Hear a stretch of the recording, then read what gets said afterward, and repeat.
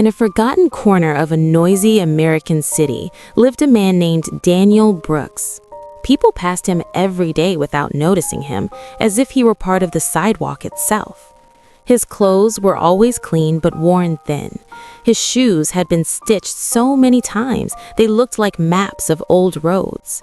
He lived in a tiny rented room above a laundromat where the walls hummed day and night from machines below. Daniel was poor, not the kind of poor that appears in movies with dramatic music, but the quiet kind. The kind where you calculate whether you can afford milk or bread, not both.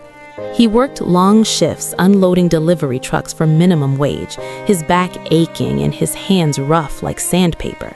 Every morning, Daniel woke at 4:30 a.m. He would sit on the edge of his bed, staring at the cracked paint on the wall, whispering to himself, "Not forever." Those two words were his fuel.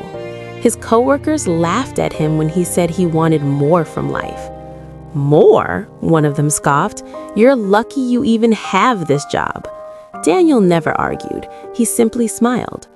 What no one knew was that every night after work, he studied business books borrowed from the public library. He didn't have money for college, but he believed knowledge didn't belong only to the rich. He copied notes by hand because he couldn't afford a laptop. Page after page, idea after idea, he filled cheap notebooks with dreams no one else could see. One winter, the warehouse cut staff. Daniel was among those let go. He walked home slowly in the freezing wind, his last paycheck folded carefully in his pocket. Snow gathered on his shoulders, but he didn't brush it off. Losing the job meant losing everything: his room, his food, his stability. That night, he counted his savings, $143.27. He sat silently for a long time. Most people would have cried. Some would have panicked. Daniel did neither. Instead, he opened one of his notebooks. On the first page of that notebook was a question he had written months earlier. What problem do people face every day that nobody is solving well? He stared at it for hours.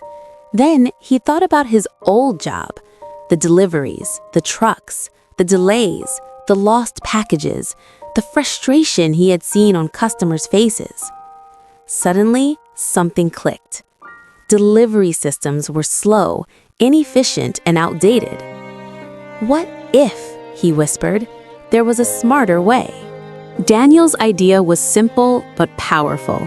A hyper-efficient local delivery service powered by smart route planning and real-time updates for customers.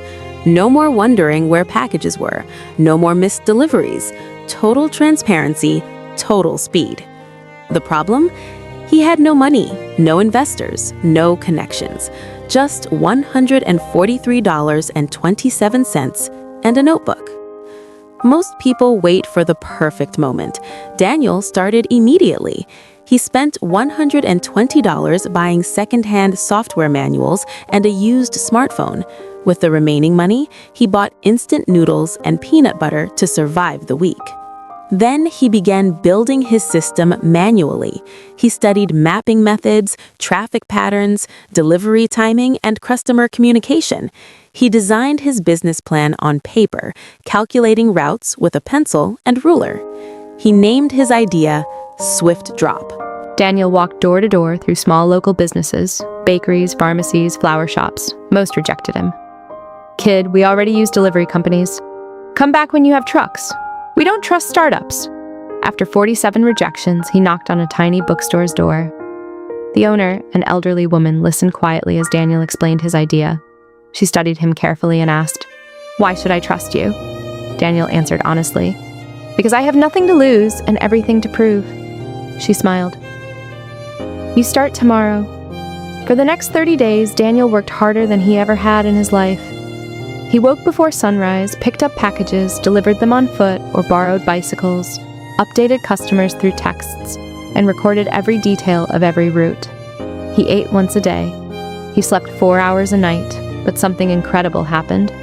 Customers loved the service. Packages arrived faster. Updates were accurate. Mistakes were rare. Word spread.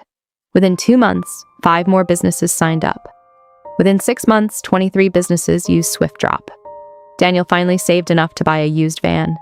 It rattled when it moved and groaned when it stopped, but to him it sounded like victory. He reinvested every dollar back into the business. No luxuries, no celebrations, only growth.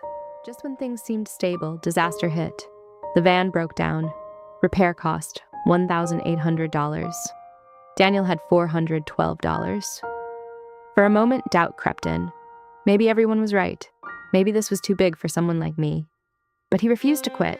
He borrowed tools, watched repair tutorials, worked all night in the freezing alley behind his building. By sunrise, the van started. He laughed so loudly the neighbors complained.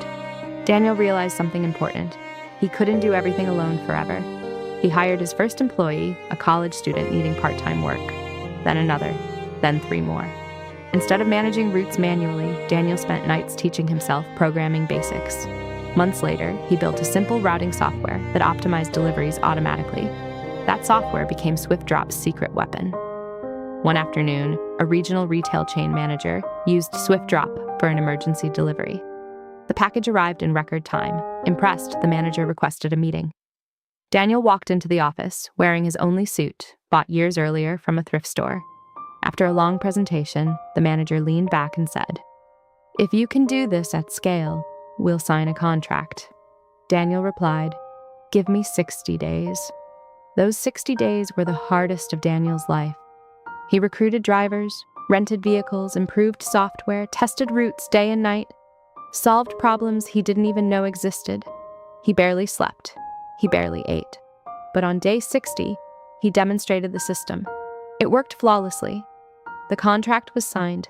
SwiftDrop's revenue multiplied overnight. With stable income, Daniel expanded to neighboring cities, then neighboring states. Investors who once ignored him now called daily, asking to fund his company. He accepted funding carefully, making sure he kept control of his vision.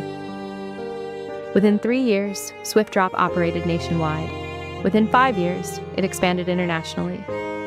On a quiet Tuesday morning, Daniel's financial advisor called. "Daniel, your company valuation just crossed $1 billion. Daniel sat silently. He looked around his office, not at the glass walls or the skyline view, but at the small notebook framed on his desk, the one with the question written on the first page. He whispered the same words he used to say every morning, "Not forever." Only now, they meant something different. Despite his wealth, Daniel never forgot the cold mornings, the rejections, the hunger, or the broken van.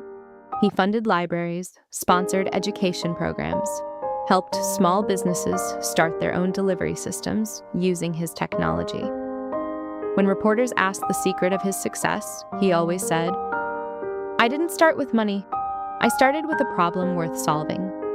Daniel's story spread around the world. Not because he became a billionaire, but because of how he did it. He proved something powerful. Poverty is a starting point, not a life sentence. Failure is information, not defeat. Opportunity hides inside problems. Final step: the truth behind the legend. Years later, a young boy once asked Daniel during a public talk, "Were you ever afraid?" Daniel smiled gently. "All the time." "Then why didn't you quit?" Daniel leaned forward and answered, "Because I was more afraid of staying poor in spirit than poor in money." The audience fell silent, and in that silence lived the true ending of his story. A man the world once ignored had built not only a billion-dollar company, but an unbreakable life.